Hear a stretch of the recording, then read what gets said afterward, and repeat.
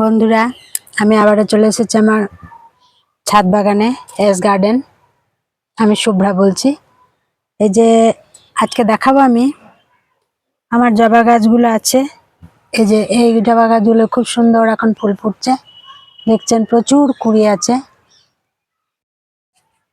এই জবা গাছ কটা আমি আপনাকে দেখাচ্ছি।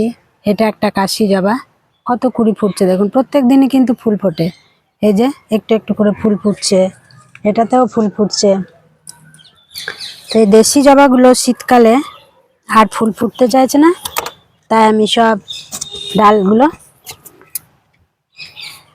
কেটে ফেললাম। যে দেখছেন আমি কত ডাল কেটেছি। এই ডালগুলো আমি সব কেটে ফেলেছি। এই যে গাছটা একদম একদম হার্ড প্রুনিং করে দিয়েছি, একদম প্রচুর। এই দুটো গাছকে আমি অনেকটা কেটে দিয়েছি। এই যে দেখছেন এই কেটে অনেক ডালগুলোকে ফেলে দিয়েছে। এই যে ডালগুলো কত পড়ে আছে দেখুন। তো এটা হচ্ছে লাল, এটা লাল জবা আর এটা চন্দন জবা। এই দুটো জবা আমি গাছ কেটে দিয়েছি, নিচেও প্রুনিং করে দিয়েছি, নিচেও রিপোর্টিং করেছি। আর রুট একদম বাউন্ড হয়ে গিয়েছিল, নিচের দিকে প্রচুর রুট বেরিয়ে গিয়েছিল, তাই রুটটাকে কেটে একদম তুলে পুরোটা এটা তুলে দিয়েছিলাম। তারপর কেটে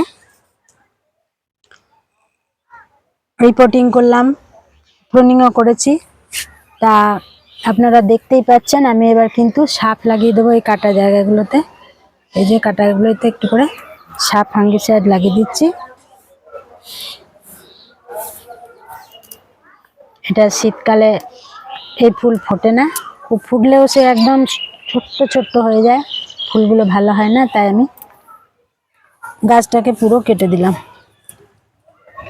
আর প্রতিটি কাটা অংশে আমি সাপ লাগিয়ে দিচ্ছি। দেখছেন এখানটা কেটেছি বলে এখানটা কত ফাঁকা লাগছে দেখুন, একদম ঝোপ হয়েছিল, কোথাও কিছু খুঁজে পাচ্ছিলাম না। এই যে শিম গাছটা আছে, শিম গাছে পরিচর্যাও করতে পারছিলাম না। এই যে দেখুন শিম ধরছে কত সুন্দর, দেখতেই পাচ্ছিলাম না শিম কোথায় ঢুকে আছে, তাই জবা গাছটাকে কেটে দিলাম। জবা গাছের ওপরেই অনেক শিম উঠে গেছিল, এগুলো তো সব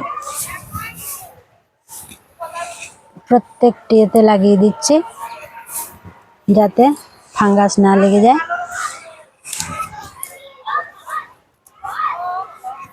দেখছেন তো, সব লাগিয়ে দিচ্ছি।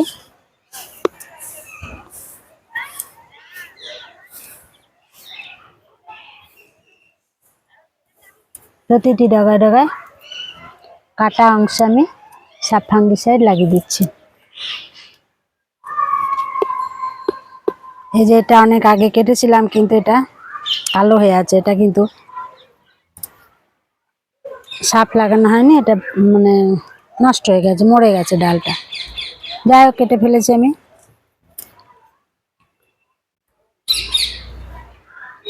দেখছেন সব লাগিয়ে দিচ্ছি এগুলোতে, আমার সাপ দেওয়া হয়ে গেল।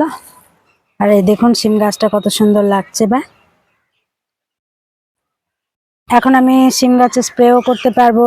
গাছের পাতা, পোকা পাতা, পাকা পাতা এগুলো তুলে ফেলতে পারবো। কিছুই দেখতে পাচ্ছিলাম না, এমন অবস্থা হয়েছিল।